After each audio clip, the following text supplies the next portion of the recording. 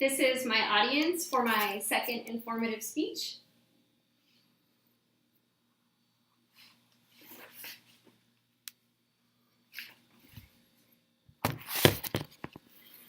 Hi, my name is Heather Dahl, and today I'm going to talk to you about Yellowstone National Park. I brought some visual aids. I have a map with some details of the park that we got when we went, and also a book of postcards that have some really good pictures of the sights to see in the park.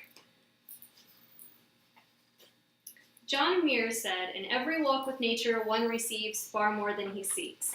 This quote reminds me of Yellowstone National Park and the trip we took there. Today I'm going to talk to you about our trip. I'm going to give you some tips for making the most of your vacation and tell you about some of the things you can see and do in the park. My family visited Yellowstone in 2013. It was part of a longer trip out west, and I did a lot of research before we went, and I learned a lot of things while we were there. I hope that you, the audience, will remember this speech if you decide to visit your Yellowstone yourself. I have valuable first-hand information that will be useful to you when you're planning your trip. Specifically today, I'll be talking to you about some of the animals and landmarks you'll see in the park and giving you some tips for getting the most of your trip. And I'll mention some unexpected things that may happen and give you some advice for anticipating and preventing those things. First, I'll discuss some of the animals and landmarks you'll see in Yellowstone. Everyone knows about Old Faithful, but the park has a lot of other geysers as well. The geysers were cool, but they weren't my favorite thing about the park. I really enjoyed the Grand Prismatic Spring and the other geothermal features. The park is there's a volcano under the park, so the land is boiling and bubbling everywhere. However, my favorite part of the park was the Lamar Valley. It's tranquil and beautiful, and it's where we saw the most wildlife. Speaking of wildlife, we saw 14 bears, we saw coyote, elk, foxes, prairie dogs, and bison. Wolves are shy, so we didn't see any, but the Lamar Valley is the best place to spot the wolves. Some tips for getting the most of your trip are plan what you want to do ahead of time. Yellowstone is the size of Rhode Island, so you may have a long drive to get to where you want to go. We stayed about a mile outside of the northeast entrance, and it took us 6 hours one way to drive to Old Faithful. Also, be patient.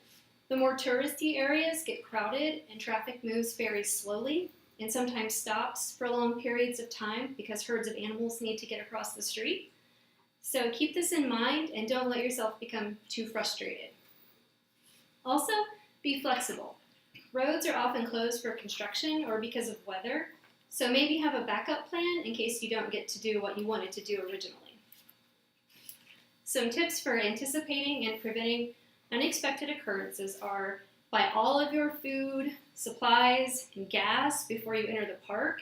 The closer you come to Yellowstone, the more expensive necessities become. And be sure to have plenty of food, water, and first aid with you. You may be hours away from the next stop. Also, most of the park has no cell coverage. Your phone won't work, your Wi-Fi won't work. If you need assistance, keep your eyes out for park rangers. They're very good about driving around the park and making sure people and animals are safe. Finally, keep a safe distance away from the animals. They're wild animals, and it's best not to get too close or try to feed them. My best advice for viewing the animals is take a scope because it'll allow you to see animals that are really far away. Stay near your car, that way you can get back in if something starts to charge, and keep away from people who are provoking the animals. In conclusion, some tips for your trip to Yellowstone are check out the wildlife and landmarks. They're really cool. Plan what you want to do each day. Have some patience and flexibility when traveling through the park. And make sure your supplies are well stocked. Look for rangers if you need assistance, and view animals from a safe distance. I could talk about Yellowstone National Park for hours. It's a beautiful place, and traveling there takes some work and flexibility, but it's well worth the effort. If you keep in mind some of my tips and plan accordingly, your trip to Yellowstone should be one you never forget. Thank you. And this is my audience again.